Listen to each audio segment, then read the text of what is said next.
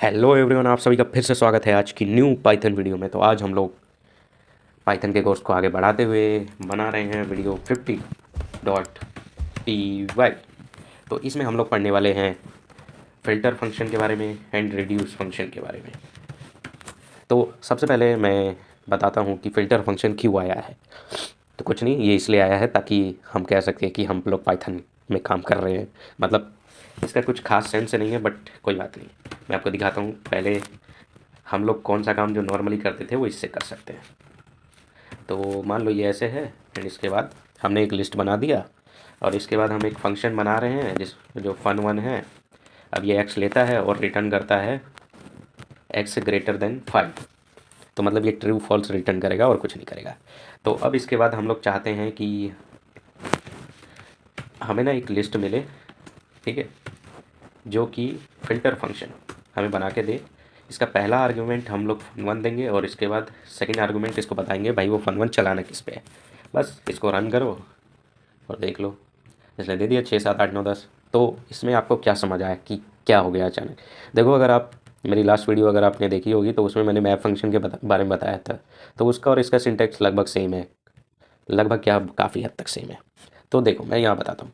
Filter function बस ये करता है कि है ना, ट्रू फॉल्स के नाम पे चेक करता है कि जो मैं ये वाला जो फंक्शन है, ये अगर ट्रू रिटर्न करेगा तो मैं वैल्यू अपने पास स्टोर करके रखूँगा, ये फॉल्स रिटर्न करेगा तो मैं नहीं रखूँगा। तो 5 से ऊपर जितने भी यहाँ पे हैं, इन सब ने वैल्यू ट्रू रिटर्न करी थी। इस फंक्शन ने उन सब के लिए वैल्यू ट्रू रिटर्न करी और फिल्टर फंक्शन ने उनको रख लिया अपने पास। बाकी जो 1 से लेके 5 तक थे उन्होंने वैल्यू फॉल्स रिटर्न करी, इसीलिए उन उनको फ़िल्टर फंक्शन ने नहीं रखा। तो यही फ़िल्टर फंक्शन का लॉजिक है, ठीक है। अब ये आप ऐसे भी कर सकते थे कि मान लो भाई आपको निकालना था तो फॉर आइटम इन लिस्ट, ठीक है, ऐसे बनाते। एक दूसरी लिस्ट बना दो, लिस्ट 2, ठीक है, खाली लिस्ट बना देते और यहाँ लिख देते कि भाई अगर आइटम मेरा 5 से बड़ा है तो लिस्ट 2 में अपेंड कर दो। और इसके बाद अगर मैं इससे भी प्रिंट करवा दूँ तो भी सेम ही आएगा, ठीक है। तो यहाँ आपने देखा ये इसको करने में मुझे इतना टाइम लगा। यहाँ पे मैं इसको ना एक ही लाइन में कर सकता हूँ, मुझे ये भी लिखने की ज़रूरत नहीं है। अब ये बताओ आप कि मैं ये इसे भी लिखने की ज़रूरत क्यों नहीं है? तो सिंस ये वन लाइन में मैं लिखा जा सकता है तो मैं यहाँ पे लैम्डा फंक्शन से इस्तेमाल कर लूँगा। तो जहाँ पे पैरामीटर मैं दूंगा एक्स और मैं चाहूँगा कि एक्स की वैल्यू ऐसे चेक हो, ये वैल्यू रिटर्न करे। तो ये भी रन करो, वो आ गया, एक लाइन में काम ख़त्म, जो जिसके लिए हमने यहाँ 3 4 लाइनें लिखी। तो ये है फ़िल्टर फंक्शन का काम, ठीक है।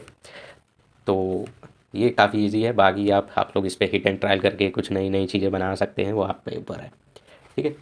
अब हम लोग देखते हैं रिड्यूस। तो रिड्यूस को सबसे पहले इस्तेमाल करने के लिए आपको ना एक मॉड्यूल का यूज़ करना पड़ेगा जिसमें है फंक टूल। इंपोर्ट करना होता है हमें रिड्यूस, ठीक है, ये हमें करना होता है। तो बताओ अब इसका यूज़ कैसे होगा? तो इसमें हम एक लिस्ट है, मान लो अच्छा यही वाली लिस्ट ले आते हैं ना, आ गई नीचे, ठीक है।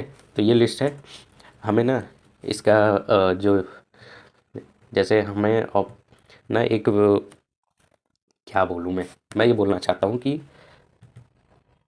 हम जैसे मान लो इन सब का ना मुझे सम करके सम जानना है कि सम टोटल कितना है इन सब का। तो ये तो आप कहोगे ये तो बहुत ईजी है, कुछ नहीं करना है हमें। फोर लिख दो आइटम इन लिस्ट सम, सम में आइटम जोड़ दो, ठीक है, और यहाँ पे सम को बोल दो भाई 0 है और इसके बाद बस प्रिंट कर दो सम, हो गया। क्या ही दिक्कत है? तो मैं कह रहा बात तो सही है, कोई दिक्कत नहीं है, पर मैंने बताया ना हम लोग पाइथन कर रहे हैं तो हम लोग ज़्यादा लाइनें नहीं लिखना चाहते एक्चुअली में। और ये ना कभी कभी ना परफॉर्मेंस भी ऑप्टिमाइज़ करता है, तो इसीलिए हम लोग अगर किसी चीज़ के लिए कोई फंक्शन बना हुआ है तो हम लोग उसे प्रेफर करते हैं, ठीक है।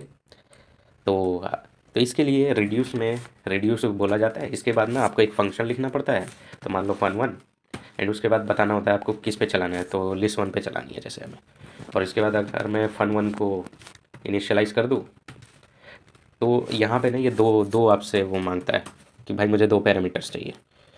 तो मैं बोलूँगा एक्स और वाई और रिटर्न कर दे। X plus Y. सिंस मुझे ऐड ही करना है ना इन सबको, तो मुझे ये लिखना पड़ेगा। तो अगर मैं इसे चलाऊँगा तो वो भी 66 ही आ गया, और यहाँ पे अगर मैं मल्टीप्लाई कर दूँ तो जितना भी बड़ा नंबर बनता है बन जान दो। ठीक है, यहाँ से 11 हटा देते हैं थोड़ा सा, तो ये बनता है। आप सम भी चेक कर लेना, वो मल्टीप्लाई भी चेक कर लेना, मेरे हिसाब से इतना ही होगा। ठीक है, और ये ऐसे है तो अब कुछ नहीं किया है हमने, बस लिए हैं वैल्यू और रिटर्न करी है। तो हम यहाँ पे लैम्डा फंक्शंस भी यूज़ कर सकते हैं, तो मैं वही करता हूँ। लैम्डा एक्स और वाई दिया इनपुट, और हमने रिटर्न करवाया एक्स मल्टीप्लाई वाई, बन गया ये। ये भी वही काम करता है जो अभी मतलब वन लाइन में किया और हमारे पास आ गया। अब प्लस करना था मुझे, प्लस कर लो। अब इसके बाद ही मान लो कि हमारे पास ये वाली लिस्ट नहीं है, हमारे पास ये वाली लिस्ट है। लेट्स सपोज कि ये है, उसमें ये आई तक चला गया है।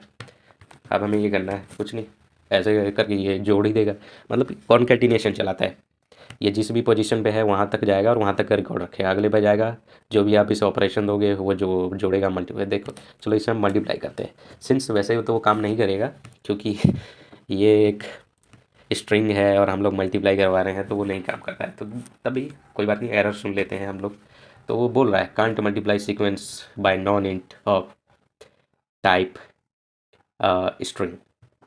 ठीक है, तो इसके लिए हम लोग क्या कर सकते हैं, हम लोग इसे टाइप कास्ट कर देते हैं। हट जा, मेरे हिसाब से ये इतना सस्ते में नहीं होगा। हाँ, ऐसे टाइप कास्टिंग नहीं चलने वाली, हम लोग ज़्यादा ही भावनाओं में बह रहे थे, बट कोई नहीं। तो समझ आ गया आपको रिड्यूस फंक्शन कैसे इस्तेमाल होता है। तो आई होप आप लोगों को ये वीडियो अच्छा लगा होगा। मिलता हूँ मैं आपसे नेक्स्ट वीडियो में। सी या बाय।